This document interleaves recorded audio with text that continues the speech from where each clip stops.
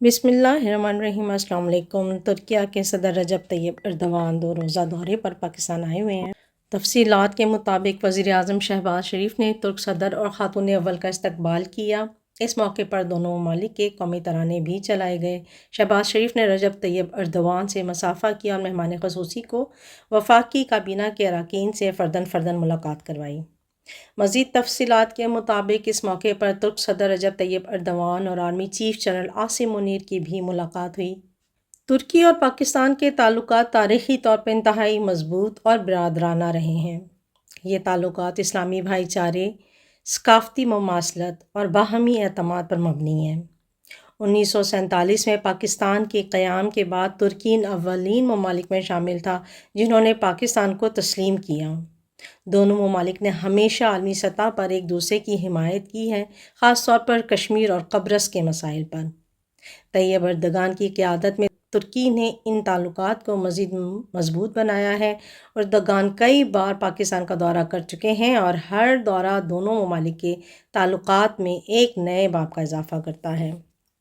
معاشی میدان میں دونوں ممالک کی شراکت داری مسلسل بڑھ رہی ہے۔ ترکی اور پاکستان کے درمیان مختلف شعبوں میں تجارتی معاہدے کیے گئے ہیں، جن میں توانائی، تعمیرات، دفاعی تعاون اور سیاحت شامل ہیں۔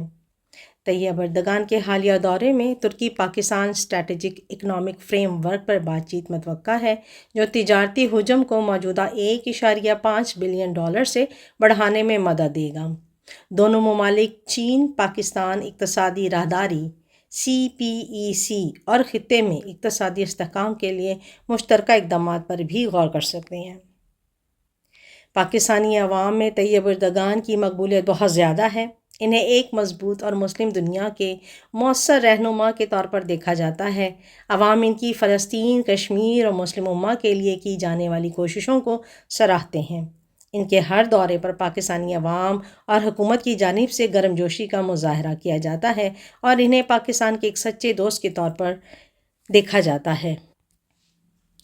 طیب ایردوان کی شخصیت کا اثر نہ صرف ترکی بلکہ عالمی سیاست میں بھی محسوس کیا جاتا ہے۔ وہ مسلم دنیا کی آواز بننے کی کوشش کرتے ہیں اور اہم عالمی مسائل پر جرأت مندانہ موقف رکھتے ہیں۔ ان کے دورے سے پاکستان کو سفارتی سطح پر حمایت کے علاوہ کئی اقتصادی اور سیاسی فوائد حاصل ہوتے ہیں۔